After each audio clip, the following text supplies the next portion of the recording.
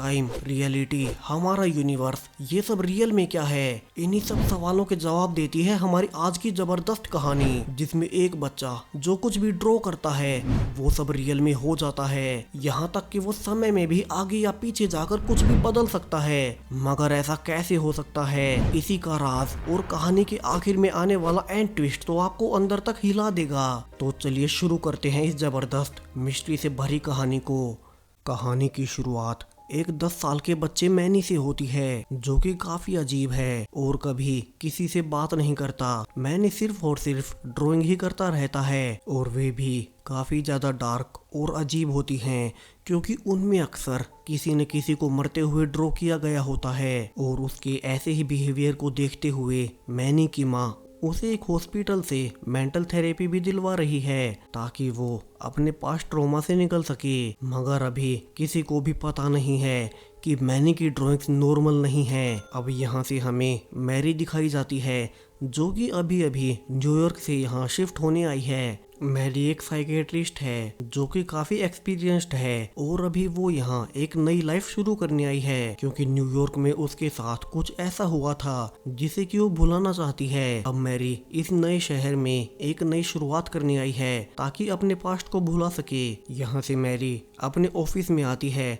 जहां उसकी नई कोवर्कर उसे वेलकम करती है और मैरी को उसका काउंसलिंग रूम दिखाती है, जहां से वो आपसे पेशेंट्स की थेरेपी किया करेगी। यहाँ मैरी की कोवर्कर भी हैरान थी कि न्यूयॉर्क जैसे बड़े शहर को छोड़कर मैरी यहाँ छोटे से टाउन में जॉब करने क्यों आ गई, जहाँ मैरी उसे अपने बारे में सब बताती है। यहाँ से कोवर्कर उसे बताती है कि उनके इंस्टीट्यूट में काफी कम कर्मचारी हैं, क्योंकि कुछ ही समय पहले यहाँ एक अजीब घटना हुई है। यहीं के एक डॉक्टर को मेंटल हॉस्पिटल में भेजना पड़ा।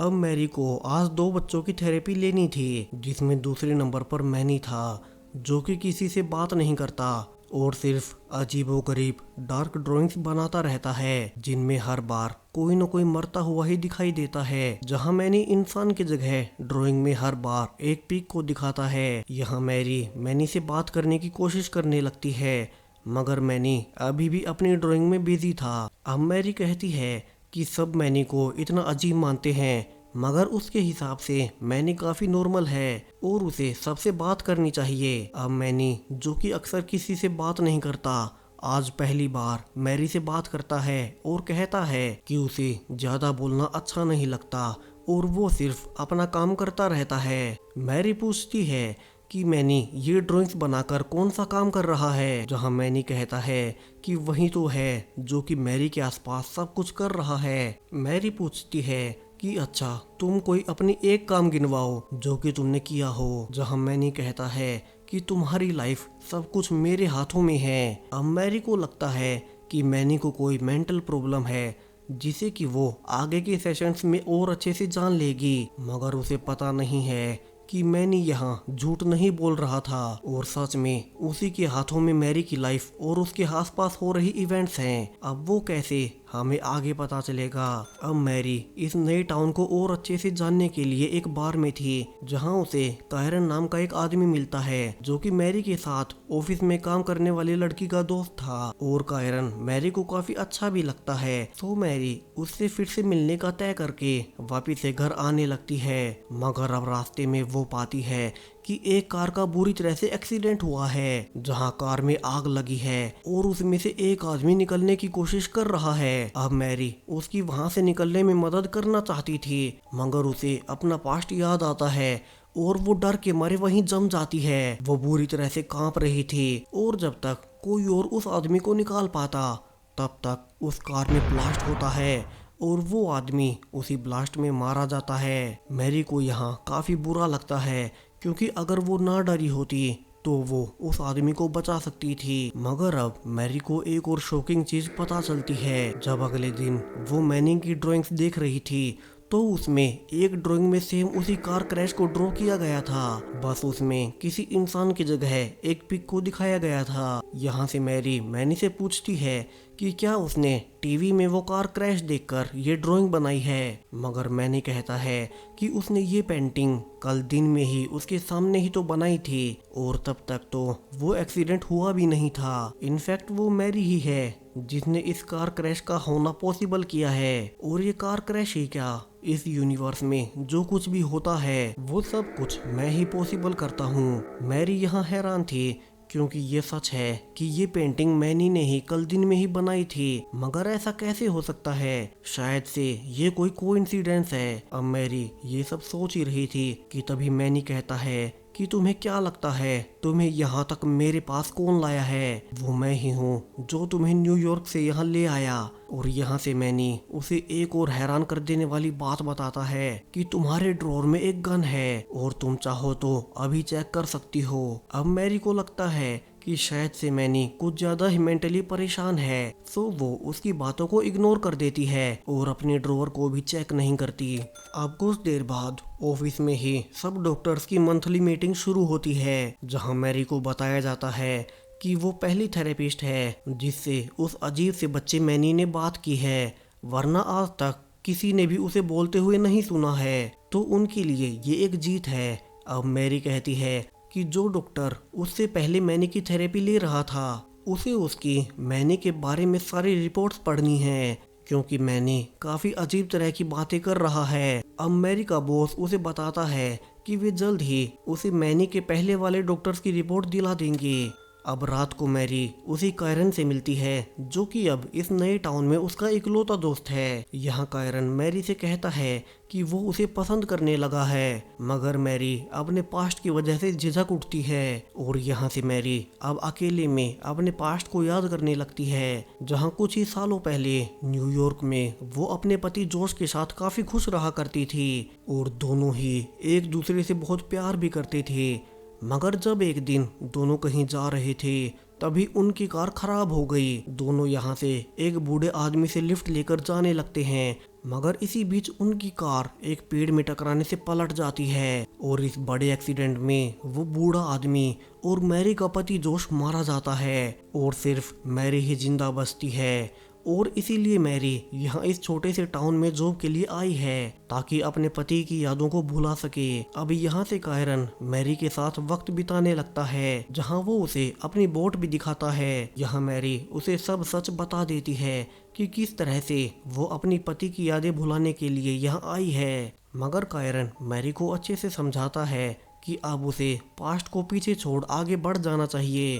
अब अगले दिन जब मैरी अपने ऑफिस में थी तब ड्रॉवर खोलने पर वो पाती है कि वहाँ एक गन है, जैसा कि कल मैनी ने उससे कहा था। और यहाँ से अब तो मैरी को ये सब काफी अजीब लगने लगता है। पहले मैनी की पेंटिंग का सच हो जाना और अब उसके कहे अनुसार उसके ड्रॉवर में अचानक से गन का निकलना। यहाँ से मैरी ऑफिस मीटिंग में सीनियर्स को गन के बारे में बताती है, जहाँ सीनियर मैरी से कहता है कि उससे पहले मैनी को एक दूसरा डॉक्टर ट्रीट किया करता था, मगर उसकी खुद की दिमागी हालत बिगड़ती चली गई, जिसके बाद अब वो एक मेंटल हॉस्पिटल में है। तो उस ड्रॉर में वो गन जरूर उस पुराने डॉक्टर की होगी। और इसके अलावा भी यहाँ से अब उस डॉक्टर की मैनी के बारे में सारी रिपोर्ट्स भी सीनियर्स मैरी को देने से मना कर देते हैं, ये कहते हुए कि उस पुराने डॉक्टर के खुद की दिमागी हालत सही नहीं थी, तो उसकी बनाई रिपोर्ट्स पर भरोसा नहीं किया जा सकता। अब यहाँ से मैरी खुद के दम पर मैनी की सारी डिटेल्स निकालने लगती है, जहाँ से वो पाती है कि मैनी के पिता की एक एक्सीडेंट में मौत हो गई थी, जिसके कुछ ही दिनों बाद उसकी माँ ने भी खुद की जान ले ली। और इसके कई दिनों बाद मैनी को उसके घर पर काफी बुरी हालत में पाया गया, जहाँ से एक दूसरी औरत ने मैनी को अडॉप्ट कर लिया। अब मैनी की बनाई गई सारी ड्राइंग्स देखने लगती है और समझ जाती है कि क्यों मैनी इतनी वॉयलेंट ड्राइंग्स बनाता है। अब अगले सेशन के दौरान मैरी से पूछता है कि क्या उस गन ने उसे डरा दिया है, मगर मैरी यहाँ से स्ट्रोंग होने का दिखावा करती है और कहती है कि उसमें डरने वाली कौन सी बात थी। अब यहाँ से मैनी गुस्सा हो उठता है और इस बार एक आदमी की डूबते हुए की ड्राइंग बना देता है और उसके नीचे कायरन नाम लिख देता है। अब तो ये देख मैरी हैरान रह जाती है, क्योंकि आज रात ही उसने और कायरन ने उसकी बोट पर सेलिंग के लिए नदी में जाने का प्लान बनाया है। और उससे भी अजीब बात कि मैनी को कायरन के बारे में कैसे पता चला, उसने तो अब तक उसे कुछ भी नहीं बताया था। यहाँ से और छानबीन करने पर मैरी पाती है कि उससे पहले वाला डॉक्टर धीरे धीरे मैनी से ऑब्सेस्ड हो गया। यहाँ से मैरी उस डॉक्टर की किताब भी देखती है जिसमें एक नोट था और उसमें लिखा हुआ था कि कुछ भी रियल नहीं है, सिर्फ मैनी को छोड़कर। अब मैरी गुस्से में इस बार मैनी के घर पहुंचती है और उससे पूछने लगती है कि उसे कायरन का नाम किसने बताया, मगर मैनी उसे कोई जवाब नहीं देता। अभी यहाँ से तो मैरी इन सब से परेशान हो चुकी थी, जहाँ उसे मैनी की एक और ड्राइंग मिलती है जिसमें कोई किसी को गोली मार रहा है। मैरी डर जाती है और कायरन को ढूंढते हुए उसके बोट के पास जाती है ताकि उसे आने वाले खतरे से आगाह कर सके, मगर वो वहाँ नहीं था। उसे याद आता है कि मैनी ने उसके डूबने की ड्राइंग बनाई हुई थी। सो मैरी और परेशान हो उठती है और उसे हर जगह ढूंढने लगती है, मगर कायरन उसे कहीं नहीं मिलता। मैरी परेशान होकर घर आती है, जहां न्यूज में अब आ रहा था कि कुछ ही घंटे पहले टाउन के एक एरिया में बाढ़ आ गई है, जिससे अब तक 2500 के करीब लोग मारे गए हैं। यहाँ से मैरी मैनी की ड्राइंग्स में पाती है कि उसने पहले से ऐसी ही ड्राइंग्स बना रखी थी जिसमें हजारों लोग डूब रहे हैं और उस पर 25 भी लिखा हुआ है, यानी कि मैनी की ड्राइंग्स सिर्फ ड्राइंग्स नहीं हैं, वे सब सच हो रही हैं। अब अगले ही दिन मैरी उसके बॉस के ऑफिस में चोरी से घुसती है ताकि वो पुराने डॉक्टर की मैनी से रिलेटेड सारी रिपोर्ट्स देख सके, मगर उसका बॉस उसे ऐसा करते हुए देख लेता है और कहता है कि उन्हें पता चला है कि मैनी के घर जाकर उसे डांट कर आई है, तो उसे कुछ दिनों के लिए सस्पेंड किया जा रहा है और मैरी को खुद का ध्यान रखना चाहिए क्योंकि उसकी दिमागी हालत भी पुराने वाले डॉक्टर की तरह बिगड़ रही है। मैरी यहाँ से मेंटल असाइलम जाती है और मैकविटी, जो कि मैनी का पुराना डॉक्टर था, उससे मिलती है, जो कि अब बस यहीं लगातार कहे जा रहा था कि कुछ भी रियल नहीं है सिवाय मैनी के। उन्हें बस मैनी को जान से मार देना है और फिर सब कुछ ठीक हो जाएगा। और ये कहकर वो वहाँ से जाने लगता है। यहाँ अब मैरी वहाँ एक बुक पाती है जिसका टाइटल था सेकेंड डेथ, और यहाँ से मैरी को मैनी की एक और ड्राइंग याद आती है जिसमें कोई एक ऊंची बिल्डिंग से नीचे कूदकर मर रहा है। मैरी को यहाँ से डर लगने लगता है और वो उसी डॉक्टर का पीछा करने लगती है, मगर वो कुछ भी कर पाती इसके पहले ही वो डॉक्टर खुद ही नीचे कूदकर अपनी जान दे देता है, बिल्कुल उसी तरह जैसे मैनी ने वो ड्राइंग्स बनाई हुई थी। मैरी यहाँ से समझ चुकी थी कि मैनी कोई आम बच्चा नहीं है और इसका मतलब ये भी है कि कायरन की भी जान अब खतरे में है। तो वो उसे फोन करने लगती है, मगर अब तक भी उसका फोन बंद आ रहा था। तो वो फिर से कायरन की बोट के पास जाती है क्योंकि उसे पता था कि कहीं मैनी की ड्राइंग्स की तरह कायरन भी पानी में डूबकर ना मारा जाए। तो वो कायरन की बोट की रस्सी इस बार खोल देती है ताकि कायरन अपनी बोट के जरिए पानी में ना जा सके और उसकी जान बच जाए। यहाँ से मैरी जल्दी से छुपकर अपने ऑफिस जाती है और हॉस्पिटल रिकॉर्ड्स में मैनी की बनाई जितनी भी ड्राइंग्स पड़ी थी वे सब के सब ले आती है ताकि उन्हीं के जरिए उसे पता चल सके कि आगे क्या होने वाला है। और यहाँ मैरी ये देख हैरान रह जाती है कि अब तक पास्ट में जितनी भी दुर्घटनाएं हुई हैं उन सब की ड्राइंग्स मैनी ने ऑलरेडी बना रखी थी। और इन्हीं में से एक ड्राइंग मैरी का ध्यान खींचती है जिसमें एक आदमी डूबती हुई बोट पर सो रहा है। और ये देख मैरी को रियलाइज होता है कि उसने जिस बोट को खोला था शायद से उसमें कायरन सो रहा होगा और उस वक्त ऊपर से काफी तेज बारिश भी हो रही थी। मगर जब तक वो भागते हुए वहां पहुंचती वो बोट भी क्रैश हो चुकी थी और पुलिस द्वारा अब कायरन की बॉडी को निकाला जा रहा था। यानी कि मैरी के इतनी कोशिशों के बावजूद भी जो मैनी ने ड्रॉ किया था वो होकर ही रहा और कायरन भी मारा गया।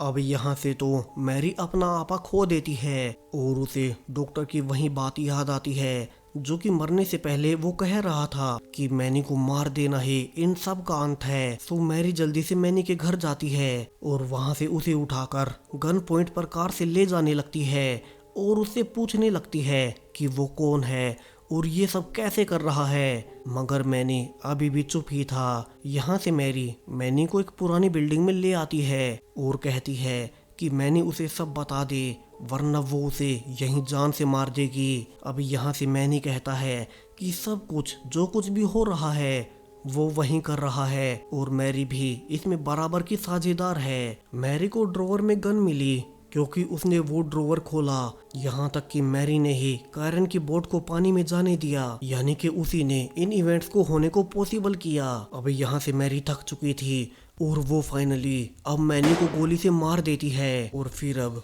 खुद को भी गोली से मार लेती है। मगर अब यहाँ से कहानी में ट्विस्ट आने शुरू होते हैं। समय फिर से कई साल पहले जाता है जहाँ उस कार एक्सीडेंट के बाद मैरी हॉस्पिटल में थी, मगर इस बार उसका पति जोश जिंदा था जो कि उसके पास बैठा था। यानी कि मैरी टाइम ट्रेवल करके समय में पीछे आ गई है और यहाँ से एक नई टाइमलाइन बन गई है जो कि पुरानी वाली से अलग है, क्योंकि इस बार मैरी का पति जोश जिंदा है। दोनों हॉस्पिटल से घर आते हैं और साथ रहने लगते हैं। मगर अब एक रात अचानक से मैरी को पहले वाली टाइमलाइंस की सारी यादें वापस से आ जाती हैं और वो जोश को भी सब बताती है कि उसे ऐसा लगता है कि वो ये समय पहले से जी चुकी है, मगर अलग तरह से। अब जोश मैरी को उसका सपना कहकर उसे सुला देता है, मगर मैरी अब अगले ही दिन न्यूयॉर्क से उसी टाउन वाले ऑफिस में फोन करती है, जहां फोन पर उस ऑफिस के कर्मचारियों की आवाज से वो समझ जाती है कि वो तो उन सब को जानती है।